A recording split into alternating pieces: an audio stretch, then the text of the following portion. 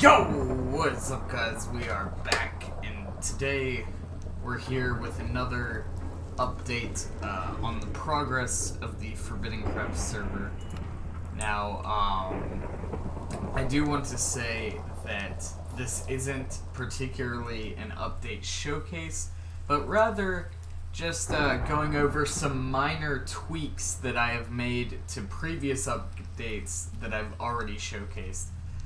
So first and foremost, if I just get myself ready here. Alright. Give me just a second. Alright, here we go. Okay, so if we hop in, I've made some minor adjustments. First of all, the lava rain is still a thing that can happen. And it's still just as likely to happen as it was prior, but lava rain no longer creates fire. So all this fire here is no longer a thing with the lava rain, because I found it highly annoying. So if I just go ahead and set it to rain now, you will see in just a second here, it is in fact raining, and if I was in survival, I would be burning right now, but it's not creating fire anymore, and that's just because I found that kind of annoying. We are experiencing a little bit of lag right now, but I'm not expecting that to be a major issue whenever the server relaunches. I am using a lot of experimental stuff right now, so I'm not expecting that lag to be a major issue when the server relaunches. But you can see in just a couple seconds the lava rain should stop. I believed I set it to stop. Did I not? Apparently I did not. Hold on. There we go. Okay. So lava rain still hurts you. Still hurts everything else that gets caught in it, but it no longer produces fire like this over here. So that was a minor tweak I made. That was one, to reduce lag, and two, just because the fire is kind of annoying. But again, I don't expect all this lag to be a major issue when the server relaunches. This is mainly just due to the fact that I'm running a lot of experimental stuff right now. But getting into the rest of the changes that I have made to the previous updates, the grappling hook, if I just go ahead and grappling hook give, there we go. The grappling hook has a much shorter cooldown before you can use it again. I reduced the cooldown on it from 1,000 ticks to only 800 ticks. So you can use it a bit more often than you normally would be able to when I first introduced it. So the grappling hook got a buff. It's a lot better than it was before. So other than that, it's exactly the same. Currently, there is not a crafting recipe for the grappling hook. I'm working on that. If that doesn't come to fruition, I'll make sure there is a way somehow to obtain it naturally, whether it be some sort of trade system or something. But I will make sure there is a way to get one, even if it's not through a crafting recipe. Going over further changes I've made, I have buffed elite mobs. Elite mobs spawn percentage was about 0.2%.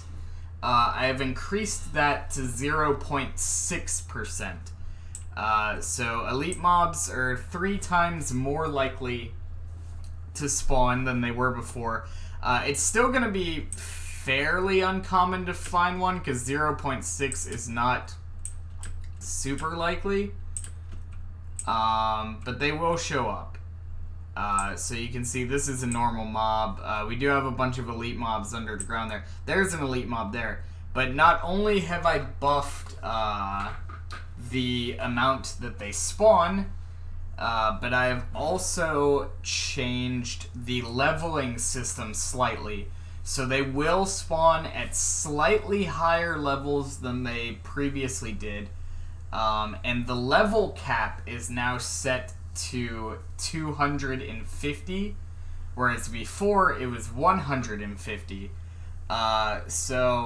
Granted, I've never seen a naturally spawned elite mob that was any higher than like 20. But just keep in mind the possibility of some really high ones spawning is possible, but I've personally never seen it happen. But the level cap has been increased, and the overall levels have been increased slightly. So before, it was pretty common to see levels from 1 to about 10. As you can see, I just found a level 14 skeleton here. And I've seen a couple other level 12s and 13s running around. So the levels have increased slightly. But other than that, there is one other thing I changed with elite mobs, and that is creepers in particular have gotten a buff. I have increased the size of their hitbox by about 2%. And that's only the elite creepers. That is not the regular creepers. Regular creepers are the same as they've always been. But elite creepers and blood moon creepers, their explosion range has increased by about 2%. I made them slightly better. That being said, that's all the mob changes I have done. Yeah, other than that, everything's looking pretty good. It's shaping up pretty well. I have some really exciting stuff to showcase with this. February 3rd and February 6th is some dates to look out for, because I have some really cool stuff that I'm going to be showing there. In particular, February 6th, I think, is probably the biggest update I've done so far. Just to explain that update took probably twice as long as any of the updates that I've shown so far, so really look forward to that one. That is the Better Utilities update. But you can see level 15s are fairly common now, because that's level 15. This over here is level 15. That other one we saw was also level 15. So they are going to be spawning a bit more common, as well as being slightly higher level than they were previously. So do keep that in mind. And then finally, the only other change that I've done to elite mobs is actually regarding the bosses. The bosses will now spawn at least one boss somewhere in the world in between every 8 to 30 minutes. It is random when it happens, but it'll be an interval between 8 and 30 minutes. Every 8 to 30 minutes, a new boss will spawn somewhere. So bosses should be a little bit more common now. And then also, the other changes I've made is I've actually made changes to blood moons. Now, before, blood moons were showing up fairly regularly because I had them set to a random amount. Again, I'm going to relog real quick. Again, a lot of this lag I'm not expecting to be an issue whenever the server relaunches, so do keep that in mind. I'm using a lot of experimental stuff right now that I'm messing around with.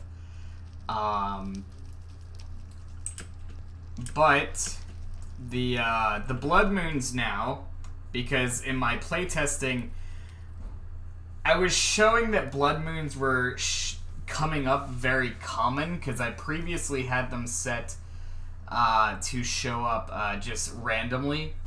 Now I've set them on a specific schedule. So full moons are still every 9 days. Blood moons are now every 13 days. So you can pretty accurately predict when the blood moons and full moons are happening. And you can actually type /blood moon at any time and it'll tell you how many days there are until the next blood moon in chat. As well as there's actually a full moon going on right now, apparently. So there we go. Okay, so those are all the minor changes that I've made to the previous updates that I've showcased. I've increased... I've buffed a lot of the elite mobs and stuff like that because some of the updates that I'm going to be introducing, showcasing in February, might make things a little too easy, and I'm still working on balancing everything out. So just keep in mind that any updates I showcase in between now and launch are subject to change. But I thought that it was significant enough to make a video on. I know a few of my more dedicated forbiddencraft players have been eagerly awaiting new info. So I just wanted to make this video to kind of clarify some of the changes that I felt were necessary. But that being said, be ready for February 3rd and February 6th. February 6th in particular, because that is a massive update that a lot of people are going to enjoy. I'm super excited for it. But that being said, stay tuned for that info. And that's about it. So thank all you guys for watching. Don't forget to hit that subscribe button. Come on to grab it. I'll see all you guys next time. Goodbye, guys.